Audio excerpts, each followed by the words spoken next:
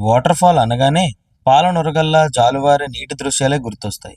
కానీ ఇప్పుడు అల్లూరు జిల్లాలోని కొత్తపల్లి జలపాతం ఎలా ఉగ్రరూపం దాల్చిందో చూడండి. వాయుగుండం ప్రభావంతో జిల్లాలో కురుస్తున్న కుండపోత వర్షాలతో ఈ వాటర్ ఫాల్స్కి వరద పోటెత్తింది. దీంతో పర్యాటకులు సందర్శనకు రావద్దని పోలీసులు హెచ్చరికలు జారీ చేశారు. వరద తగ్గుముఖం పట్టిన తర్వాతే అనుమతిస్తామని తెలిపారు.